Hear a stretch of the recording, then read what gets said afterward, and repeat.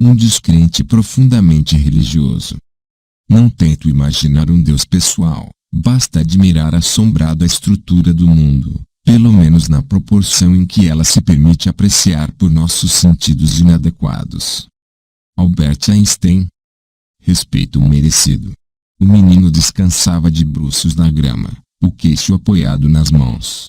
De repente, sentiu-se invadido por uma percepção exacerbada das raízes e dos caules entrelaçados, uma floresta em microcosmo, um mundo transfigurado de formigas e besouros e até, embora na época ele não soubesse dos detalhes, de bactérias aos bilhões no solo, sustentando silenciosa e invisivelmente a economia do micromundo. De repente, a microfloresta de grama pareceu inflar e se unir ao universo, e a mente extasiada do garoto que a contemplava. Ele interpretou a experiência em termos religiosos e ela acabou levando ao sacerdócio. Foi ordenado padre anglicano e tornou-se capelão de minha escola, um professor de quem eu gostava. É graças a religiosos liberais e decentes como ele que ninguém jamais pôde dizer que tive a religião enfiada a goela abaixo. Nossa diversão durante as aulas era desviá-lo das escrituras e conduzi-lo na direção das emocionantes histórias sobre o comando de caças e os poucos. Ele tinha servido na RAF durante a guerra e foi com uma sensação de familiaridade, e com algo da afeição que ainda nutro pela Igreja da Inglaterra, pelo menos em comparação com a concorrência, que mais tarde li o poema de John Benjamin. Nosso padre é um velho piloto dos céus, severamente. Agora, cortaram-lhe as asas, mas ainda o mastro no jardim da paroquial aponta para coisas mais elevadas. Em outro tempo e lugar, aquele menino podia ter estado sob as estrelas, fascinado pela Orion, pela Cassiopeia e pela Ursa Maior, com lágrimas nos olhos pela música inaudível da Via Láctea, intoxicado pelo perfume noturno dos jasmins e das solandras num jardim africano. Não é fácil responder por que motivo a mesma emoção levou meu capelão para uma direção e a mim para outra. A reação como que mística à natureza e ao universo é comum entre os cientistas e racionalistas. Ela não tem nenhuma conexão com a fé sobrenatural. Em sua meninice, pelo menos, presumo que meu capelão não conhecesse, como eu também não conhecia, as linhas que encerram a origem das espécies, o famoso trecho da margem emaranhada, com pássaros cantando nos arbustos, com vários insetos revoando e com vermes rastejando pela terra úmida. Se ele as conhecesse, certamente teria se identificado com elas e, em vez de ao sacerdócio, teria sido levado na direção da visão de Darwin de que tudo foi criado por leis que atuam à nossa volta. Assim, é da guerra da natureza, da fome e da morte, que deriva diretamente o mais exaltado objeto que somos capazes de conceber, a produção de animais superiores. A grandeza nessa visão da vida, com seus tantos poderes tendo sido originalmente insuflados em algumas poucas formas ou em apenas uma, e de que, enquanto este planeta girava seguindo a lei imutável da gravidade, de um começo tão simples, infinitas formas, as mais belas e as mais maravilhosas, evoluíram e continuam evoluindo. Carl Sagan escreveu, em pálido ponto azul. Como é possível que praticamente nenhuma religião importante tenha olhado para a ciência e concluído, isso é melhor do que imaginávamos? O universo é muito maior do que disseram nossos profetas, mais grandioso, mais sutil, mais elegante. Em vez disso, dizem, não, não, não. Meu Deus é um Deus pequenininho, e quero que ele continue assim. Uma religião, antiga ou nova, que ressaltasse a magnificência do universo como a ciência moderna revelou poderia atrair reservas de reverência e respeito que continuam quase intocadas pelas crenças convencionais. Todos os livros de Sagan tocam no nervo exposto do assombro transcendente e monopolizado pela religião nos últimos séculos. Meus livros têm a mesma aspiração.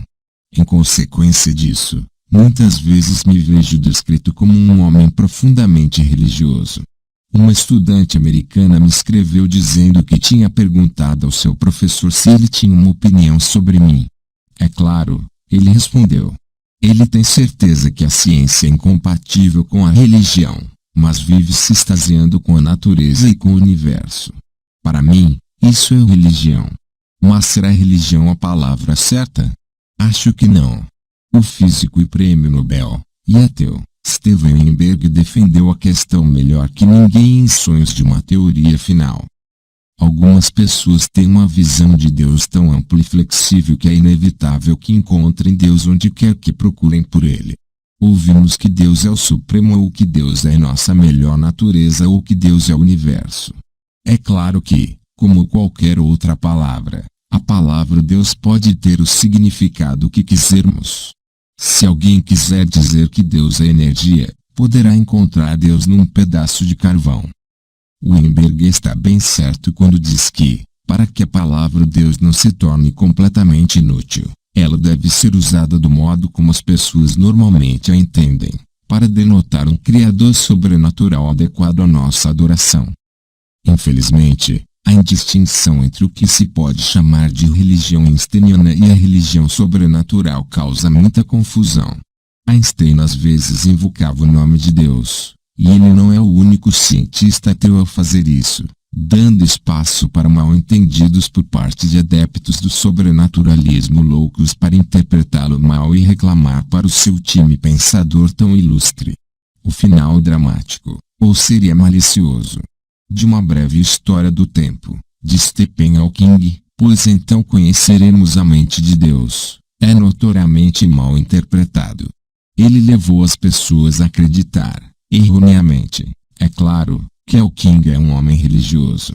A bióloga celular Ursula Goldenberg, em Ti Sacri Depths Nature, As Profundezas Sagradas da Natureza, sua ainda mais religiosa que Hawking e Einstein. Ela adora igrejas, mesquitas e templos, e vários trechos de seu livro são um convite a ser tirados de contexto e usados como munição para a religião sobrenatural. Ela chega até a chamar a si mesma de naturalista religiosa. Mas uma leitura cuidadosa mostra que na verdade ela é uma ateia tão convicta quanto eu. Naturalista é uma palavra ambígua. Para mim, ela faz lembrar o herói da minha infância, o Dr. Dolittle, que, aliás, tinha bem mais do que só uma pitada do naturalista filósofo do HMS Beagle, de Lofting. Nos séculos XVIII e XIX, naturalista significava o que ainda significa para a maioria de nós hoje em dia, um estudioso do mundo da natureza. Nesse sentido, os naturalistas, a começar por Gilbert White, muitas vezes eram sacerdotes. O próprio Darwin estava destinado à igreja quando jovem, na esperança de que a vida tranquila de padre rural lhe permitisse explorar sua paixão pelos besouros. Mas os filósofos usam naturalista num sentido bem diferente, como oposto de sobrenaturalista. Julian Baggini explica em Ateísmo, há uma breve introdução, o significado do comprometimento de um ateu com o naturalismo. O que a maioria dos ateus acredita é que, embora só haja um tipo de matéria no universo, e é a matéria física, dessa matéria nascem a mente, a beleza, as emoções, os valores morais em suma, a gama completa de fenômenos que enriquecem a vida humana. Os pensamentos e as emoções humanas emergem de interconexões incrivelmente complexas de entidades físicas dentro do cérebro. Um ateu, nesse sentido filosófico de naturalista, é alguém que acredita que não há nada além do mundo natural e físico, nenhuma inteligência sobrenatural vagando por trás do universo observável, que não existe uma alma que sobrevive ao corpo e que não existem milagres, exceto no sentido de fenômenos naturais que não compreendemos ainda. Se houver alguma coisa que pareça estar além do mundo natural, conforme o entendemos hoje, esperamos no fim ser capazes de entendê-la e adotá-la dentro da natureza. Assim como acontece sempre que desvendamos um arco-íris, ela não será menos maravilhosa por causa disso. Grandes cientistas de nossos tempos que soam religiosos normalmente não se revelam tão religiosos assim quando têm suas crenças examinadas mais a fundo. É esse certamente o caso de Einstein e Hawking. O atual astrônomo real e presidente da Sociedade Real, Martin Reis, me contou que vai à igreja como um anglicano descrente. Pela lealdade à tribo. Ele não tem crenças teístas, mas possui o mesmo naturalismo poético que o cosmos provoca nos outros cientistas que mencionei. Durante uma conversa recente transmitida pela televisão, desafiei meu amigo obstetra Robert Kingston, um dos mais respeitados pilares da comunidade judaica britânica, a admitir que seu judaísmo era exatamente dessa natureza, e que ele não acreditava de verdade em nada sobrenatural. Ele chegou perto de fazer a admissão, mas recuou no último minuto. Para ser justo, era ele quem devia estar me entrevistando, e não o contrário. Quando pressionei, ele disse achar que o judaísmo proporcionava uma boa disciplina para ajudá-lo a estruturar sua vida e conduzi-la bem. Talvez seja verdade, mas isso, é claro, não influi em nada na veracidade de nenhuma das alegações sobrenaturais do judaísmo. Existem muitos intelectuais ateus que com orgulho se autodenominam judeus e observam os ritos judaicos, talvez pela lealdade a uma tradição antiga ou aos parentes assassinados, mas também pela equivocada e enganadora disposição de rotular como religião a reverência panteísta que muitos de nós destinam ao seu expoente mais destacado, Albert Einstein. Eles podem não acreditar, mas, para tomar emprestado uma frase do filósofo Dan Dennett, eles criam na crença. Uma das declarações mais citadas de Einstein é: sem a religião, a ciência é capenga; sem a ciência, a religião é cega. Mas Einstein também disse: é claro que era mentira o que você leu sobre minhas convicções religiosas, uma mentira que está sendo sistematicamente repetida. Não acredito num Deus pessoal e nunca neguei isso, e sim o manifestei claramente.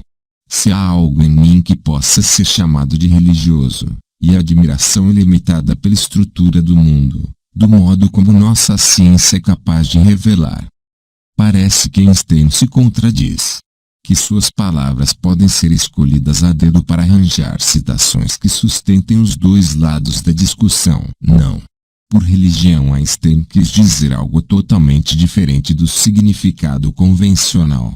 Conforme eu prosseguir esclarecendo a distinção entre a religião sobrenatural, de um lado, e a religião einsteiniana, do outro, tenha em mente que só estou chamando de delírios deuses sobrenaturais.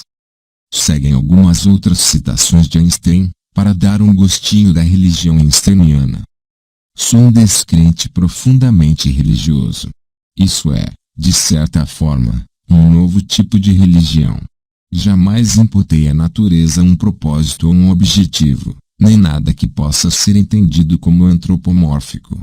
O que vejo na natureza é uma estrutura magnífica que só compreendemos de modo muito imperfeito, e que não tem como não encher uma pessoa racional de um sentimento de humildade.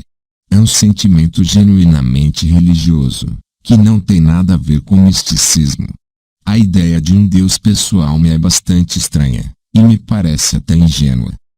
Em números cada vez maiores desde sua morte, apologistas da religião, de forma compreensível, tentam reclamar Einstein para o seu time. Alguns dos religiosos contemporâneos a ele o viram de maneira bem diferente.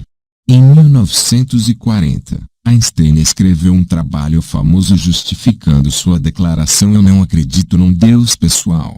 Junto com outras semelhantes, essa declaração provocou uma enxurrada de cartas de religiosos ortodoxos, muitas delas aludindo à origem judaica de Einstein.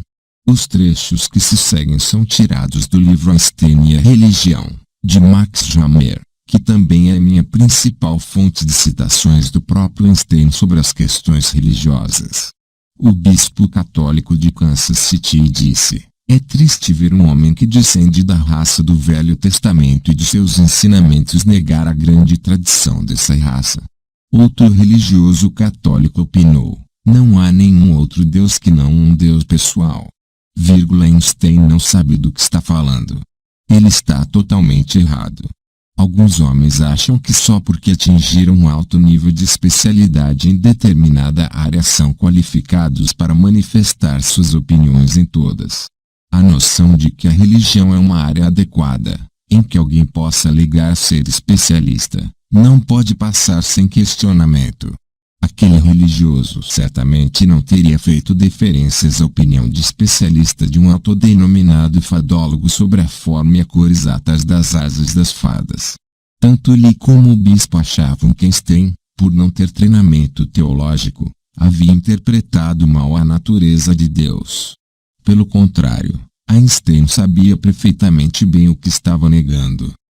Um advogado católico americano, em nome de uma coalizão ecumênica, escreveu para Einstein: "Lamentamos profundamente que o Senhor tenha feito a declaração, em que ridiculariza a ideia de um Deus pessoal. Nos últimos 10 anos, nada foi tão bem calculado para fazer as pessoas acharem que Hitler tinha alguma razão ao expulsar os judeus da Alemanha quanto sua declaração. Admitindo seu direito à liberdade de expressão, digo ainda assim que sua declaração constitui uma das maiores fontes de discórdia dos Estados Unidos." Um rabino de Nova York disse: "Einstein é sem dúvida um grande cientista, mas suas opiniões religiosas são diametralmente opostas ao judaísmo." Mas, por que não é?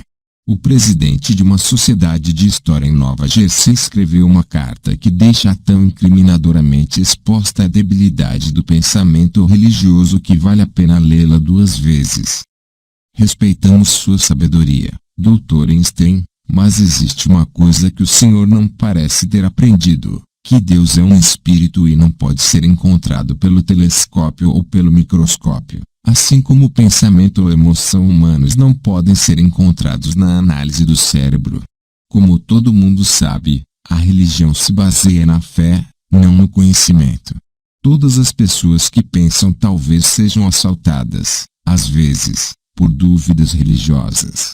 Minha própria fé já vacilou muitas vezes. Mas nunca contei a ninguém sobre minhas aberrações espirituais, por 2 motivos.